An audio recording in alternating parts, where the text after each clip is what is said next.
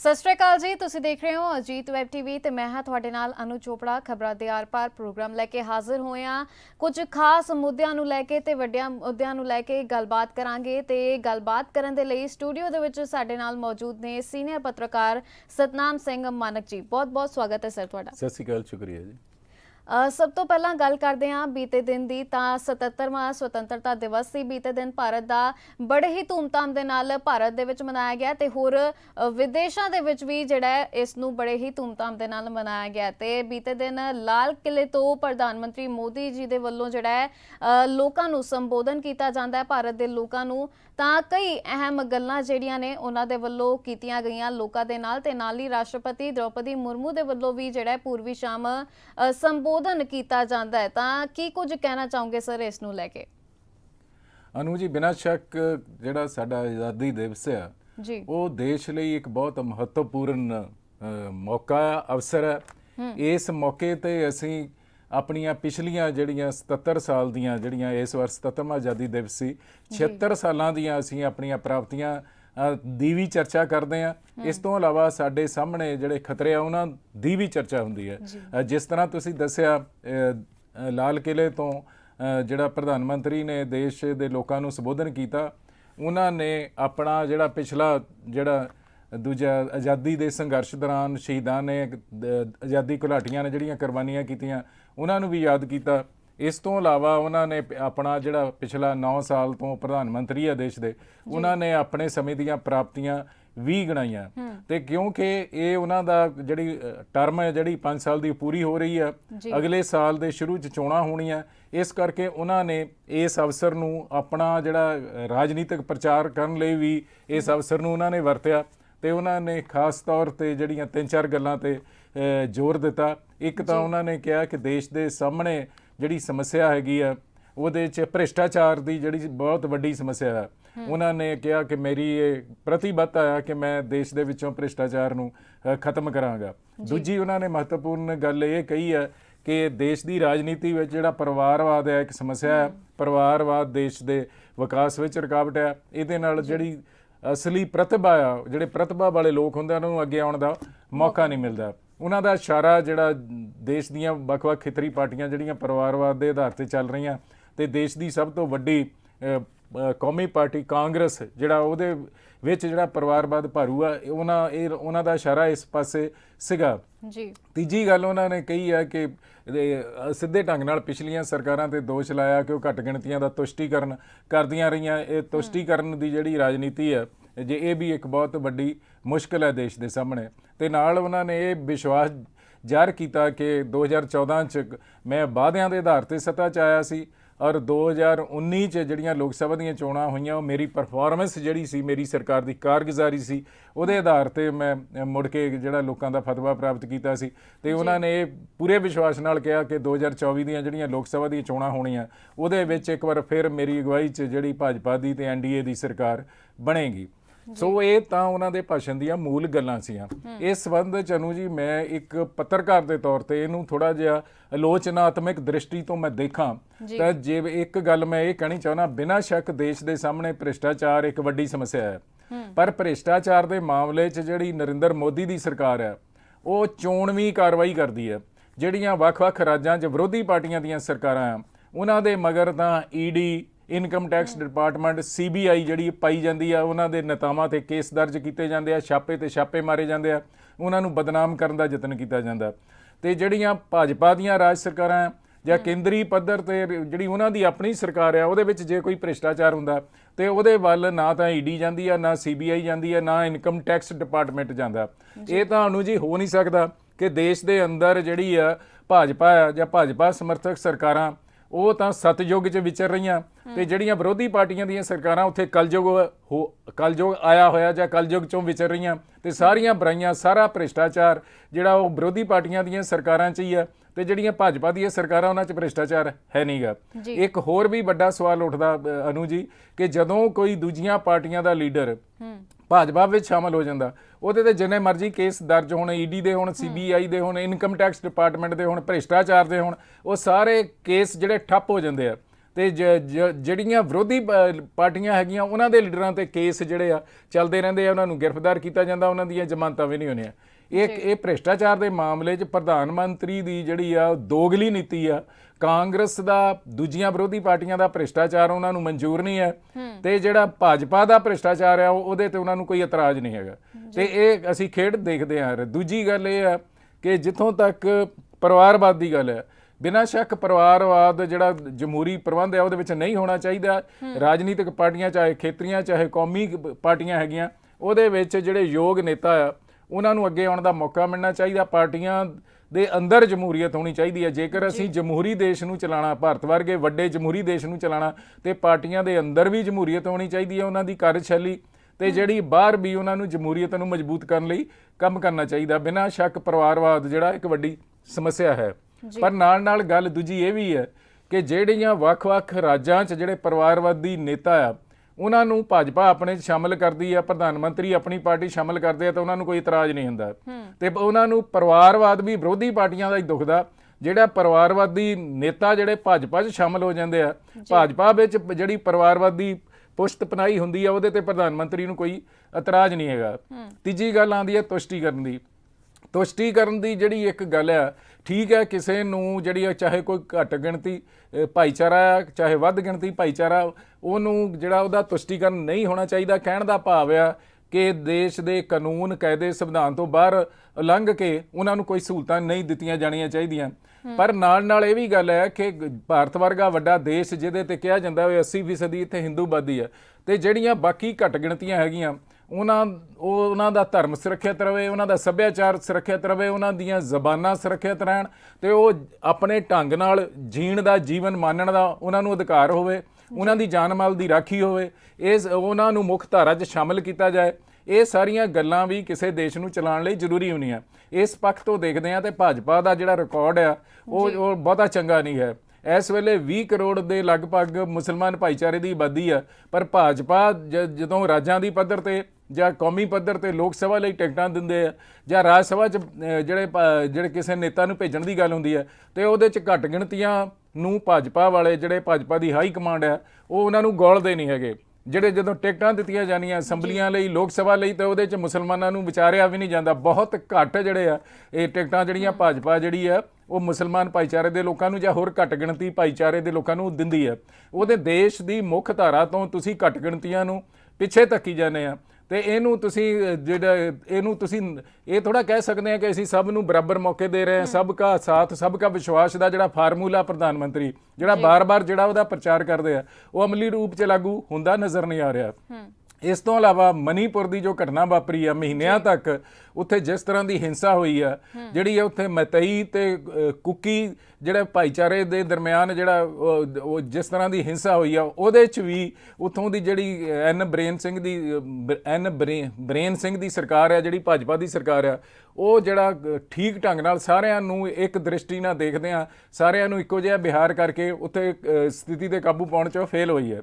ਉਹਦੇ 'ਚ ਵੀ ਦੋਸ਼ ਇਹ ਲੱਗਦੇ ਆ ਕਿ ਜਿਹੜਾ ਮੈਤਈ ਭਾਈਚਾਰਾ ਉਹ ਹਿੰਦੂ ਭਾਈਚਾਰਾ ਹੈ, ਤੇ ਜਿਹੜੇ ਨਾਗਾ ਤੇ ਕੁਕੀ ਜਿਹੜੇ ਹੈਗੇ ਆ, ਜਿਹੜੇ ਪਹਾੜਾਂ 'ਚ ਜ਼ਿਆਦਾ ਰਹਿੰਦੇ ਆ, ਉਹ ਜਿਹੜੇ ਈਸਾਈ ਭਾਈਚਾਰੇ ਨਾਲ ਸੰਬੰਧਿਤ ਹੈ, ਇਸ ਕਰਕੇ ਉਹਨਾਂ ਨਾਲ ਵਿਤਕਰਾ ਕੀਤਾ ਜਾ ਰਿਹਾ, ਦੋਸ਼ ਇਹ ਲੱਗਦੇ ਆ।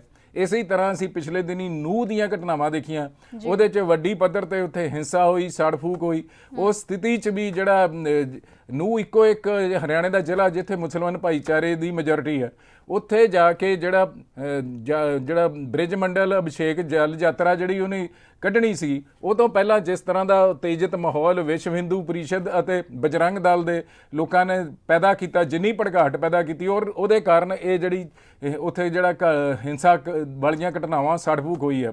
ਪਰ ਉਹਦੇ 'ਚ ਵੀ ਜਿਹੜਾ ਹਰਿਆਣੇ ਦੀ ਸਰਕਾਰ ਜਿਹੜੀ ਭਾਜਪਾ ਦੀ ਹੈ, ਕੋਈ ਉਹਨੇ ਨਿਰਪੱਖ ਕਾਰਵਾਈ ਕਰਨ ਦੀ ਥਾਂ ਤੇ ਉਹਦਾ ਪਕੜ ਧਕੜ ਦਾ ਤੇ ਮਕਾਨ ਡੇਗਣ ਦਾ, ਝੁੰਗੀਆਂ ਝੋਪੜੀਆਂ ਡੇਗਣ ਦਾ, ਉਹਨਾਂ ਦਾ ਸਫਾਇਆ ਕਰਨ ਦਾ, ਬਲਡੋਜ਼ਰ ਚਲਾਉਣ ਦਾ ਜਿਹੜਾ ਜ਼ੋਰ ਆ, ਉਹ ਘੱਟ ਗਿਣਤੀ ਦੇ ਖਿਲਾਫ ਹੀ ਰਿਹਾ। ਤੇ ਬਹੁ ਗਿਣਤੀ ਦੇ ਲੋਕਾਂ ਨੇ ਜਿਨ੍ਹਾਂ ਨੇ ਹਿੰਸਾ ਭੜਕਾਈ ਹੈ, ਉਹਨਾਂ ਵੱਲ ਉਹਦਾ ਧਿਆਨ ਨਹੀਂ ਗਿਆ। ਹੁਣ ਕਿਤੇ ਜਾ ਕੇ ਅੱਜ ਖਬਰ ਆਈ ਹੈ ਕਿ ਬਜਰੰਗ ਦਲ ਦੇ ਇੱਕ ਜਿਹੜਾ ਆਗੂ ਆ, ਜਿਹਨੇ ਉਤੇਜਿਤ ਜਿਹੜੀਆਂ ਵੀਡੀਓ ਪਾਈਆਂ ਸੀ, ਉਹਨੂੰ ਹੁਣ ਕਿਤੇ ਜਾ ਕੇ ਫੜਿਆ ਗਿਆ। ਤੇ ਜਦੋਂ ਜਿਹੜੀ ਕੇਂਦਰ ਵਿੱਚ ਜਿਹੜੀ ਸਰਕਾਰ ਆ ਜਾਂ ਰਾਜਾਂ ਵਿੱਚ ਜਿਹੜੀ ਸਰਕਾਰ ਆ, ਉਹ ਘੱਟ ਗਿਣਤੀਆਂ ਤੇ ਬਹੁ ਗਿਣਤੀਆਂ ਨੂੰ ਇੱਕ ਨਜ਼ਰ ਨਾਲ ਨਹੀਂ ਦੇਖੇਗੀ, ਉਹਨਾਂ ਨੂੰ ਇਨਸਾਫ ਮੁਹੱਈਆ ਨਹੀਂ ਕਰੇਗੀ, ਉਹਨਾਂ ਦੀ ਜਾਨ ਮਾਲ ਦੀ ਰਾਖੀ ਜਿਹੜੀ ਹੈ ਸਮਾਨ ਰੂਪ 'ਚ ਨਹੀਂ ਕਰੇਗੀ, ਤੇ ਜਿਹੜਾ ਤੁਸੀਂ ਤੁਸ਼ਟੀਕਰਨ ਦੀ ਗੱਲ ਕਰਦੇ ਆ, ਫਿਰ ਤਾਂ ਤੁਹਾਡੇ ਤੇ ਦੋਸ਼ ਲੱਗਣਗੇ ਕਿ ਤੁਸੀਂ ਜਿਹੜੇ ਘੱਟ ਗਿਣਤੀਆਂ ਨਾਲ ਜ਼ਬਰ ਤੇ ਜ਼ੁਲਮ ਕਰ ਰਹੇ ਆ, ਘੱਟ ਗਿਣਤੀਆਂ ਤੇ ਬਹੁ ਗਿਣਤੀ ਦਾ ਤੁਸੀਂ ਤੁਸ਼ਟੀਕਰਨ ਕਰ ਰਹੇ ਆ। ਤੁਸੀਂ ਕਾਂਗਰਸ ਜਾਂ ਹੋਰ ਪਾਰਟੀਆਂ ਤੇ ਦੋਸ਼ ਇਹ ਲਾਣੇ ਆ ਕਿ ਉਹ ਘੱਟ ਗਿਣਤੀਆਂ ਦਾ ਤੁਸ਼ਟੀਕਰਨ ਕਰਦੀਆਂ ਰਹੀਆਂ, ਪਰ ਤੁਸੀਂ ਖੁਦ ਜਿਹੜੇ ਬਹੁ ਗਿਣਤੀ ਦਾ ਤੁਸ਼ਟੀਕਰਨ ਵੋਟਾਂ ਲੈਣ ਲਈ ਕਰ ਰਹੇ ਆ। ਇਹਦੇ ਨਾਲ ਦੇਸ਼ ਦੀ ਏਕਤਾ ਅਖੰਡਤਾ ਲਈ ਨਵੇਂ ਖਤਰੇ ਉੱਭਰ ਰਹੇ ਆ। ਮੈਂ ਅਨੂ ਜੀ ਪਿਛਲੇ ਪਿਛਲੇ ਦਿਨ ਵੱਖ-ਵੱਖ ਅਖਬਾਰਾਂ 'ਚ ਜਿਹੜੇ ਸੀਨੀਅਰ ਪੱਤਰਕਾਰਾਂ ਦੇ ਲੇਖ ਛਪੇ ਆ, ਉਹਨਾਂ ਨੂੰ ਮੈਂ ਧਿਆਨ ਨਾਲ ਪੜ੍ਹਿਆ। ਬਹੁਤ ਸਾਰੇ ਪੱਤਰਕਾਰਾਂ ਨੇ ਕਿਹਾ ਕਿ ਵੀ ਸਾਡੇ ਦੇਸ਼ ਦੀ ਵਿਕਾਸ ਯਾਤਰਾ ਚੰਗੀ ਹੋ ਰਹੀ ਆ, ਅਸੀਂ ਸਾਇੰਸ ਦੇ ਅੰਦਰ, ਟੈਕਨੋਲੋਜੀ ਦੇ ਅੰਦਰ ਜਿਹੜੀ ਤਰੱਕੀ ਕਰ ਰਹੇ ਆ, ਭਾਰਤ ਬਿਨਾਂ ਸ਼ੱਕ ਅੱਗੇ ਵਧ ਰਿਹਾ, ਪਰ ਦੇਸ਼ ਦੇ ਅੰਦਰ ਜਿਹੜੀ ਫਿਰਕੂ ਧਰੁਵੀਕਰਨ ਦੀ ਰਾਜਨੀਤੀ ਚੱਲ ਰਹੀ ਆ, ਸਾਡੇ ਲਈ ਵੱਡੇ ਖਤਰੇ ਖੜੇ ਕਰ ਸਕਦੀ ਆ। ਸਾਨੂੰ ਇਹ ਤੋਂ ਬਚਣਾ ਚਾਹੀਦਾ। ਸਾਨੂੰ ਸਾਰਿਆਂ ਲੋਕਾਂ ਨੂੰ, ਸਾਰੇ ਵਰਗਾਂ ਨੂੰ, ਧਰਮਾਂ ਤੇ ਜਾਤਾਂ ਤੋਂ ਉੱਪਰ ਉੱਠ ਕੇ ਸਾਰਿਆਂ ਨੂੰ ਨਾਲ ਲੈ ਕੇ ਚੱਲਣਾ ਚਾਹੀਦਾ। ਸੋ ਜੇ ਇਹ ਜਿਹੜੇ ਨਵੇਂ ਖਤਰੇ ਉੱਭਰ ਰਹੇ ਆ, ਇਹਦੇ ਵੱਲ ਵੀ ਜਿਹੜੀ ਮੋਦੀ ਸਰਕਾਰ ਆ ਉਹਨੂੰ ਧਿਆਨ ਦੇਣਾ ਚਾਹੀਦਾ। ਨਹੀਂ ਤਾਂ ਇਹ ਵਿਕਾਸ ਸਾਰਾ ਜਿਹੜਾ, ਜੇ ਇੱਥੇ ਕਤਲੇਆਮ ਹੁੰਦਾ, ਜੇ ਇੱਥੇ ਸਾੜ ਫੂਕ ਹੁੰਦੀ ਹੈ, ਜੇ ਇੱਥੇ ਹਿੰਸਾ ਹੁੰਦੀ ਹੈ, ਤੇ ਨਾ ਇੱਥੇ ਪੂੰਜੀ ਨਿਵੇਸ਼ ਹੋਏਗਾ, ਨਾ ਇੱਥੇ ਸ਼ਾਂਤੀ ਹੋਏਗੀ, ਤੇ ਨਾ ਇੱਥੇ ਖੁਸ਼ਹਾਲੀ ਆ ਸਕਦੀ ਹੈ। ਜਿਸ ਘਰ 'ਚ ਲੜਾਈ ਝਗੜੇ ਆ ਉਹ ਘਰ ਪਿਛੜ ਜਾਂਦਾ। ਜਿਸ ਦੇਸ਼ ਦੇ ਅੰਦਰ ਲੜਾਈ ਝਗੜੇ ਤੇ ਫਿਰਕੂ ਫਸਾਦ ਹੋਣਗੇ, ਉਹ ਦੇਸ਼ ਕਦੇ ਵੀ ਤਰੱਕੀ ਨਹੀਂ ਕਰ ਸਕਦਾ। ਜੀ ਬਿਲਕੁਲ। ਤੇ ਇਸ ਦੇ ਨਾਲ ਹੀ ਪ੍ਰਧਾਨ ਮੰਤਰੀ ਮੋਦੀ ਦੇ ਵੱਲੋਂ ਆਪਣੇ ਸੰਬੋਧਨ ਦੇ ਵਿੱਚ ਇਹ ਵੀ ਗੱਲ ਕੀਤੀ ਗਈ ਕਿ ਮਨੀਪੁਰ ਦੇ ਵਿੱਚ ਜੋ ਹਿੰਸਾ ਹੋਈ ਹੈ, ਉਸ ਦੇ ਵਿੱਚ ਉਹਨਾਂ ਦਾ ਕਹਿਣਾ ਹੈ ਕਿ ਸਰਕਾਰ, ਕੇਂਦਰ ਸਰਕਾਰ ਤੇ ਰਾਜ ਸਰਕਾਰ ਪੂਰੀ ਤਰ੍ਹਾਂ ਦੇ ਨਾਲ ਜਿਹੜਾ ਉਹਨਾਂ ਦੇ ਨਾਲ ਹੈ ਤੇ ਅੱਗੇ ਵੀ ਰਹੇਗੀ। ਇਸ ਤੇ ਤੁਹਾਡੇ ਕੀ ਵਿਚਾਰ ਨੇ? ਦੇਖੋ ਅਨੂ ਜੀ, ਜੇ ਮਨੀਪੁਰ ਦੇ ਲੋਕਾਂ ਦੇ ਨਾਲ ਆ, ਕੇਂਦਰ ਸਰਕਾਰ ਨਾਲ ਆ, ਸਾਰਾ ਦੇਸ਼ ਨਾਲ ਆ, ਇਹ ਕਹਿਣ ਦੇ ਅਰਥ ਕੀ ਬਣਦੇ ਆ? ਜੇ 3 ਮਹੀਨਿਆਂ 'ਚ ਉੱਥੇ ਸਾੜ ਫੂਕ ਕਤਲੋਗਾਰਤ ਨਹੀਂ ਰੋਕ ਸਕਦੇ ਤੁਸੀਂ, ਤੇ ਤੁਸੀਂ ਇਸ ਤਰ੍ਹਾਂ ਦੇ ਬਿਆਨ ਦੇਈ ਜਾਓ ਅਸੀਂ ਮਨੀਪੁਰ ਦੇ ਲੋਕਾਂ ਦੇ ਨਾਲ ਆ। ਮਨੀਪੁਰ ਦੇ ਲੋਕਾਂ ਦੇ ਨਾਲ ਤਾਂ ਤੁਸੀਂ ਤਾਂ ਆ ਜੇ ਉੱਥੇ ਤੁਸੀਂ ਅਮਨ ਕਾਨੂੰਨ ਬਹਾਲ ਕਰੋ, ਜਿਹੜੀ ਧਿਰ ਜ਼ਿਆਦਤੀ ਕਰਦੀ ਆ ਉਹ ਤੇ ਕਾਰਵਾਈ ਕਰੋ, ਤੇ ਜਿਹੜੀ ਧਿਰ ਪੀੜਤ ਆ ਉਹਦੇ ਨਾਲ ਸਰਕਾਰ ਖੜੀ ਹੋਵੇ। ਤੇ ਇਸ ਤਰ੍ਹਾਂ ਦੀਆਂ ਗੱਲਾਂ ਕਰਨੀਆਂ ਇੱਥੇ ਬੈਠ ਕੇ। ਜੇ ਦੂਜਾ ਅਨੂ ਜੀ, ਜੇ ਉੱਥੇ ਕਿਸੇ ਵਿਰੋਧੀ ਪਾਰਟੀ ਦੀ ਸਰਕਾਰ ਹੁੰਦੀ ਤੇ ਹੁਣ ਨੂੰ ਉਹ ਸਰਕਾਰ ਤੋੜ ਕੇ ਰਾਸ਼ਟਰਪਤੀ ਰਾਜ ਲੱਗਾ ਹੋਣਾ ਸੀਗਾ, ਪਰ ਉੱਥੇ ਕਿਉਂਕਿ ਭਾਜਪਾ ਦੀ ਆਪਣੀ ਸਰਕਾਰ ਆ, ਬੀਰੇਨ ਸਿੰਘ ਮੁੱਖ ਮੰਤਰੀ ਆ, ਤੇ ਉਹ ਇਸ ਕਰਕੇ ਉਹਦੇ ਖਿਲਾਫ ਅਜੇ ਤੱਕ ਕੋਈ ਕਾਰਵਾਈ ਨਹੀਂ ਹੋਈ। ਇਸ ਤਰ੍ਹਾਂ ਦੇ ਬਿਆਨਾਂ ਦਾ ਕੋਈ ਅਰਥ ਨਹੀਂ ਜੋ ਅਮਲੀ ਰੂਪ ਤੇ ਗਰਾਊਂਡ ਤੇ ਤੁਸੀਂ ਜੇ ਕੰਮ ਨਹੀਂ ਕਰਦੇ। ਜੀ ਬਿਲਕੁਲ। ਤੇ ਉਥੇ ਦੂਜੇ ਪਾਸੇ ਹੋਰ ਗੱਲਾਂ ਕਰ ਲਈਏ ਤਾਂ ਹਿੰਦ ਪਾਕੀ ਦੋਸਤੀ ਮੰਚ ਵੱਲੋਂ ਦੱਸਦੀ ਹੈ ਕਿ ਫੋਕਲੋਰ ਰਿਸਰਚ ਅਕੈਡਮੀ ਜੋ ਹੈ ਉਸ ਦੇ ਵੱਲੋਂ ਵੀ ਜਿਹੜਾ ਹੈ ਬੜੇ ਹੀ ਧੂਮਧਾਮ ਦੇ ਨਾਲ ਬੀਤੇ ਦਿਨ ਅੰਮ੍ਰਿਤਸਰ ਵਿਖੇ ਜੋ ਹੈ ਸੁਤੰਤਰਤਾ ਦਿਵਸ ਮਨਾਇਆ ਗਿਆ ਤੇ ਮੋਮਬੱਤੀਆਂ ਜੋ ਹੈ ਉਹ ਸਰਹੱਦ ਨੇੜੇ ਜਗਾਈਆਂ ਗਈਆਂ। ਤਾਂ ਇਸ ਦਾ ਮੁੱਖ ਮਹੱਤਵ ਕੀ ਹੈ? ਇਸ ਬਾਰੇ ਤੁਸੀਂ ਕੀ ਕਹਿਣਾ ਚਾਹੋਗੇ? ਅਨੂ ਜੀ, ਇਹ ਜਿਹੜਾ ਸਿਲਸਿਲਾ ਹੈ ਮੋਮਬੱਤੀਆਂ ਜਗਾਉਣ ਦਾ, ਇਹ ਭਾਰਤ ਤੇ ਪਾਕਿਸਤਾਨ ਦੇ ਲੋਕਾਂ ਨੂੰ ਅਮਨ ਤੇ ਦੋਸਤੀ ਦਾ ਪੈਗਾਮ ਦੇਣ ਲਈ ਕੀਤਾ ਜਾਂਦਾ। ਦੋਨਾਂ ਦੇਸ਼ਾਂ ਦੀਆਂ ਸਰਕਾਰਾਂ ਨੂੰ ਅਮਨ ਦਾ ਪੈਗਾਮ ਦੇਣ ਲਈ ਕੀਤਾ ਜਾਂਦਾ। ਤੇ ਇਹ ਜਿਹੜਾ ਸੰਗਠਨ ਹੈ, ਜਿਹੜਾ 1996 ਦੇ ਵਿੱਚ ਉੱਗੇ ਪੱਤਰਕਾਰ ਇਸ ਖਿੱਤੇ ਦੇ ਕੁਲਦੀਪ ਨਈਅਰ ਨੇ ਬਣਾਇਆ ਸੀਗਾ, ਉਹਦੇ ਨਾਲ ਮੈਨੂੰ ਵੀ ਤੇ ਕੁਝ ਹੋਰ ਸਾਥੀਆਂ ਨੂੰ ਵੀ ਨਾਲ ਜੋੜਿਆ ਸੀਗਾ।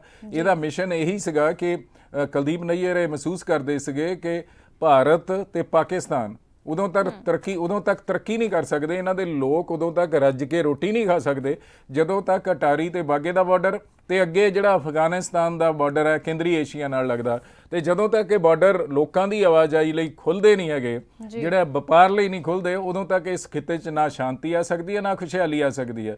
ਇਸ ਲਈ ਸਰਕਾਰਾਂ ਨੂੰ ਇਹ ਜਿਹੜਾ ਅਮਨ ਤੇ ਦੋਸਤੀ ਦਾ ਸੁਨੇਹਾ ਦੇਣ ਲਈ, ਤੋ ਇਸ ਮਕਸਦ ਲਈ ਲੋਕਾਂ 'ਚ ਓਪੀਨੀਅਨ ਬਣਾਉਣ ਲਈ, ਲੋਕ ਰਾਏ ਖੜੀ ਕਰਨ ਲਈ ਇਹ ਜਿਹੜਾ ਸਿਲਸਿਲਾ 1996 'ਚ ਸ਼ੁਰੂ ਕੀਤਾ ਗਿਆ ਸੀਗਾ।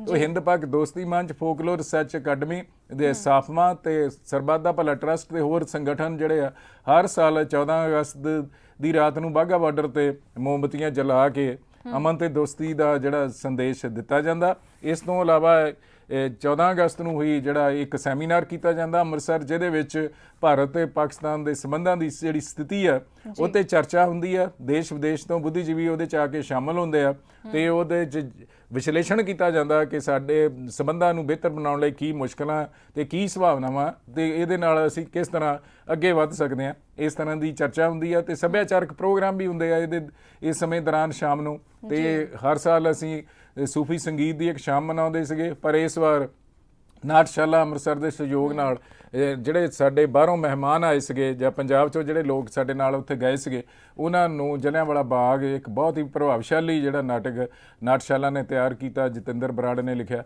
ਉਹ ਅਸੀਂ ਆਪਣੇ ਮਹਿਮਾਨਾਂ ਨੂੰ ਦਿਖਾਇਆ ਜੀ।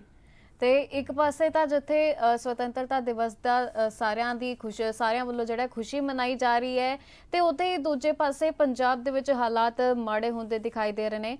ਪੰਜਾਬ ਦੇ ਮੌਜੂਦਾ ਹਾਲਾਤਾਂ ਦੀ ਗੱਲ ਕਰ ਲਈ ਜਾਵੇ ਤਾਂ ਤੁਸੀਂ ਦੇਖ ਸਕਦੇ ਹੋ ਕਿਸ ਤਰ੍ਹਾਂ ਹੜ੍ਹ ਜਿਹੜੇ ਆ ਉਹ ਦੁਬਾਰਾ ਦਸਤਕ ਦੇ ਰਹੇ ਨੇ ਪੰਜਾਬ ਦੇ ਵੱਲ। ਤਾਂ ਡੈਮਾਂ ਦੇ ਵਿੱਚੋਂ ਵੀ ਜਿਹੜਾ ਲਗਾਤਾਰ ਪਾਣੀ ਦਾ ਪੱਧਰ ਵੱਧਦਾ ਹੋਇਆ ਨਜ਼ਰ ਆ ਰਿਹਾ, ਤੇ ਬੀਤੇ ਦਿਨਾਂ ਦੇ ਵਿੱਚ ਜਿਹੜਾ ਖੋਲਿਆ ਗਿਆ ਸੀ, ਗੇਟ ਵੀ ਖੋਲੇ ਗਏ ਸੀ ਡੈਮਾਂ ਦੇ, ਜਿਸ ਕਰਕੇ ਪਾਣੀ ਦਾ ਪੱਧਰ ਹੁਣ ਹੋਰ ਜ਼ਿਆਦਾ ਵੱਧ ਚੁੱਕਾ ਹੈ। ਸਤਲੁਜ ਦੀ ਦਰਿਆ ਦੀ ਗੱਲ ਕਰ ਲਈਏ ਜਾਂ ਫਿਰ ਬਿਆਸ ਦਰਿਆ ਦੀ ਗੱਲ ਕਰ ਲਈਏ ਤਾਂ ਪਾਣੀ ਦਾ ਪੱਧਰ ਜੋ ਹੈ ਕਾਫੀ ਜ਼ਿਆਦਾ ਵੱਧ ਚੁੱਕਾ ਹੈ, ਤੇ ਪਿੰਡਾਂ ਦੇ ਵਿੱਚ ਵੀ ਜਿਹੜਾ ਹੈ ਪਾਣੀ ਮਾਰ ਕਰ ਰਿਹਾ ਹੈ। ਤਾਂ ਇਹ ਸਭ ਨੂੰ ਹੁਣ ਤੁਸੀਂ ਕਿਵੇਂ ਦੇਖਦੇ ਹੋ, ਕਿਉਂਕਿ ਪਹਿਲਾਂ ਹੀ ਜਿਹੜਾ ਕਿਸਾਨ ਕਾਫੀ ਜ਼ਿਆਦਾ ਮਾਰ ਝੇਲ ਰਹੇ ਸੀਗੇ, ਫਸਲ ਖਰਾਬ ਹੋ ਚੁੱਕੀ ਸੀ, ਤਾਂ ਹੁਣ ਮੁੜ ਤੋਂ ਜਿਹੜਾ ਫਿਰ ਤੋਂ ਮੁਸ਼ਕਲਾਂ ਦਾ ਸਾਹਮਣਾ ਕਰਨਾ ਪੈ ਰਿਹਾ ਹੈ।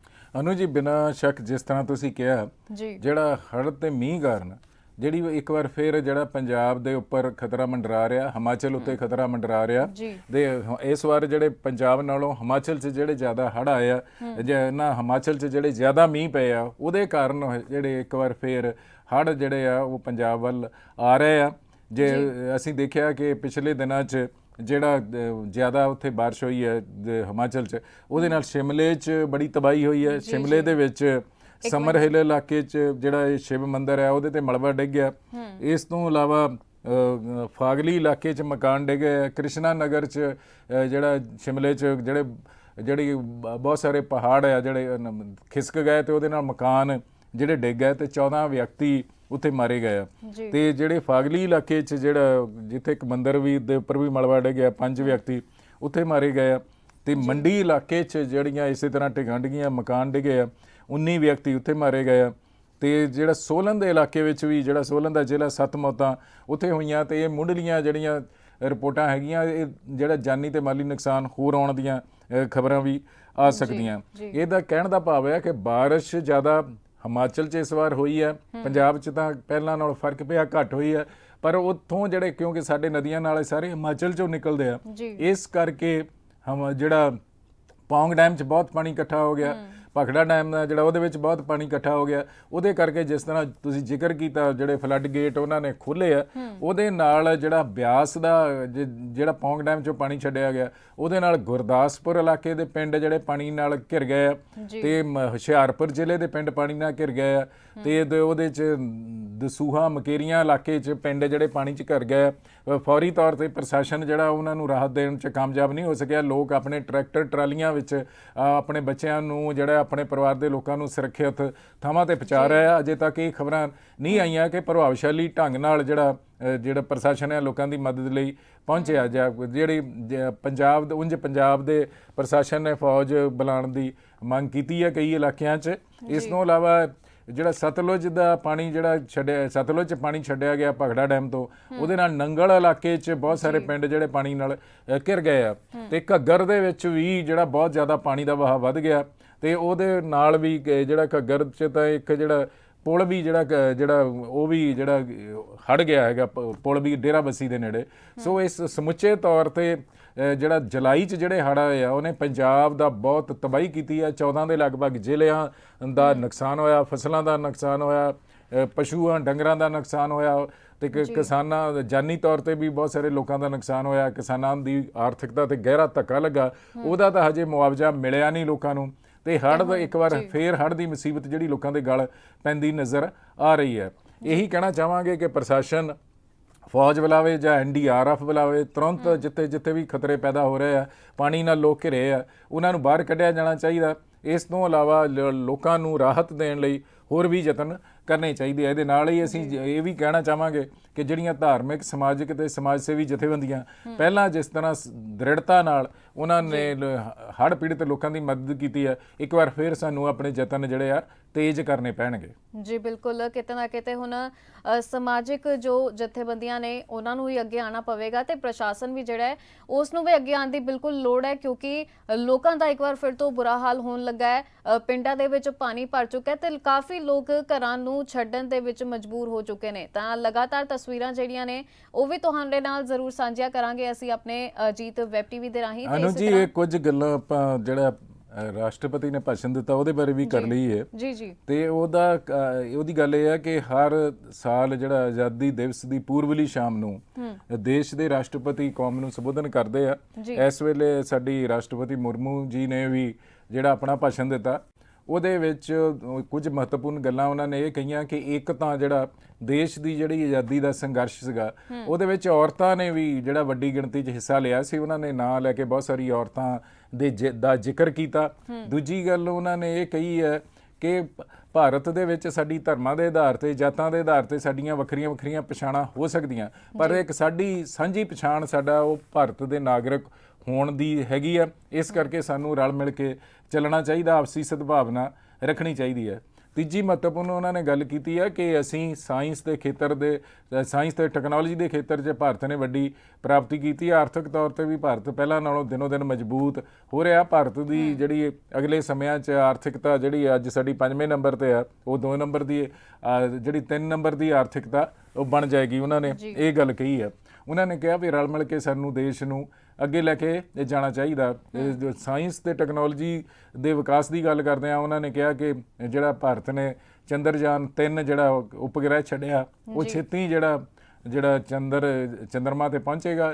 ਅਗਰ ਸਫਲਤਾ ਨਾਲ ਉੱਥੇ ਜਿਹੜੀ ਚੰਦਰਯਾਨ ਦੇ ਉੱਪਰੋਂ ਜਿਹੜੀ ਸਾਡਾ ਜਿਹੜਾ ਸੈਟੇਲਾਈਟ ਹੈ ਉਹਦਾ ਜਿਹੜੀ ਵਿਕਰਮ ਜਿਹੜਾ ਉਹਦਾ ਉਪਗ੍ਰਹਿ ਹੈਗਾ ਜਿਹੜਾ ਉਹ ਰੋਵਰ ਜਿਹੜੇ ਉਹਦੇ ਉੱਪਰ ਉਤਰਨ 'ਚ ਸਫਲ ਹੋ ਜਾਂਦੀ ਹੈ, ਤਾਂ ਇਹ ਸਾਡੀ ਭਾਰਤ ਦੀ ਇੱਕ ਬਹੁਤ ਵੱਡੀ ਸਾਇੰਸ ਤੇ ਟੈਕਨੋਲੋਜੀ ਦੇ ਖੇਤਰ 'ਚ ਵੱਡੀ ਪ੍ਰਾਪਤੀ ਹੋਊਗੀ। ਸੋ ਇਸ ਤਰ੍ਹਾਂ ਸਮੁੱਚੇ ਤੌਰ ਤੇ ਕਹਿ ਸਕਦੇ ਹਾਂ ਕਿ ਆਜ਼ਾਦੀ ਦਾ ਜਿਹੜਾ ਅਸੀਂ 77ਵਾਂ ਦਿਵਸ ਮਨਾਇਆ, ਇਹਦੇ 'ਚ ਸਾਡਾ ਆਰਥਿਕ ਤਰੱਕੀ ਕੀਤੀ ਆ। ਦੇਸ਼ ਜਿਹੜਾ ਬਹੁਤ ਸਾਰੀਆਂ ਕਮੀਆਂ ਕਮਜ਼ੋਰੀਆਂ ਦੇ ਬਾਵਜੂਦ ਅੱਗੇ ਵਧਿਆ, ਇਹ ਸਾਡੀ ਪ੍ਰਾਪਤੀ ਆ। ਪਰ ਦੇਸ਼ ਦੇ ਅੰਦਰ ਜਿਹੜਾ ਫਿਰਕੂ ਧਰੁਵੀਕਰਨ ਦੀ ਰਾਜਨੀਤੀ ਦਿਨੋਂ ਦਿਨ ਵੱਧ ਰਹੀ ਆ, ਜਿਹੜੀਆਂ ਸਾਡੀਆਂ ਸੱਤਾਧਾਰੀ ਪਾਰਟੀਆਂ ਜਿਹੜੀਆਂ ਇਸ ਵੇਲੇ ਦੀਆਂ ਉਹ ਜਿਹੜਾ ਉਤਸ਼ਾਹ ਦੇ ਰਹੀਆਂ, ਉਹਦੇ ਨਾਲ ਸਾਡੇ ਵੱਡੇ ਤੇ ਸਾਡੇ ਲਈ ਨਵੇਂ ਖਤਰੇ ਵੀ ਜਿਹੜੇ ਆ ਉਹ ਵੱਧ ਰਹੇ ਆ। ਤੇ ਇਹਨਾਂ ਖਤਰਿਆਂ ਵੱਲ ਵੀ ਸਾਨੂੰ ਧਿਆਨ ਦੇਣਾ ਚਾਹੀਦਾ। ਜੇ ਅਸੀਂ ਦੇਸ਼ ਦੇ ਵਿੱਚ ਅਮਨ ਤੇ ਸਦਭਾਵਨਾ ਰੱਖਾਂਗੇ ਤੇ ਰਲ ਮਿਲ ਕੇ ਤਰੱਕੀ ਕਰਾਂਗੇ, ਵਿਕਾਸ ਦੇ ਮੌਕੇ ਸਾਰਿਆਂ ਨੂੰ ਬਰਾਬਰ ਮਿਲਣਗੇ, ਰਾਜਨੀਤਿਕ ਖੇਤਰ ਵਿੱਚ ਕਿਸੇ ਨਾਲ ਵਿਤਕਰਾ ਨਹੀਂ ਹੋਏਗਾ, ਸਾਰਿਆਂ ਨੂੰ ਨਾਲ ਲੈ ਕੇ ਚੱਲਿਆ ਜਾਏਗਾ, ਤਾਂ ਅਸੀਂ ਆਪਣੇ ਦੇਸ਼ ਦਾ ਬਿਹਤਰ ਢੰਗ ਨਾਲ ਨਿਰਮਾਣ ਕਰ ਸਕਦੇ ਹਾਂ। ਇੱਥੇ ਅਮਨ ਤੇ ਖੁਸ਼ਹਾਲੀ ਆ ਸਕਦੀ ਹੈ। ਜੀ ਬਿਲਕੁਲ, ਬਹੁਤ ਬਹੁਤ ਸ਼ੁਕਰੀਆ ਸਰ ਇਹ ਸਾਰੇ ਵਿਚਾਰ ਸਾਡੇ ਨਾਲ ਸਾਂਝੇ ਕਰਨ ਦੇ ਲਈ ਤੇ ਨਾਲ ਹੀ ਦਰਸ਼ਕਾਂ ਦੇ ਲਈ ਜਾਣਕਾਰੀ ਦੇਣ ਦੇ ਲਈ। ਤਾਂ ਇਸੇ ਤਰ੍ਹਾਂ ਜਿਹੜਾ ਹੋਰ ਮੁੱਦਿਆਂ ਨੂੰ ਲੈ ਕੇ ਤੁਹਾਡੇ ਅੱਗੇ ਫਿਰ ਤੋਂ ਹਾਜ਼ਰ ਹੋਵਾਂਗੇ। ਖਾਸ ਪੰਜਾਬ ਦੇ ਨਾਲ ਜੁੜੇ ਹੋਏ ਜਿਹੜੇ ਮੁੱਦੇ ਨੇ ਉਹ ਵੀ ਤੁਹਾਡੇ ਨਾਲ ਸਾਂਝੀਆਂ ਕਰਾਂਗੇ ਗੱਲਾਂ। ਤਾਂ ਇਸੇ ਤਰ੍ਹਾਂ ਜੁੜੇ ਰਹੋ ਅਜੀਤ ਵੈਬ ਟੀਵੀ ਦੇ ਨਾਲ ਤੇ ਅੱਜ ਦਿਓ ਇਜਾਜ਼ਤ। ਸਤਿ ਸ਼੍ਰੀ ਅਕਾਲ ਜੀ।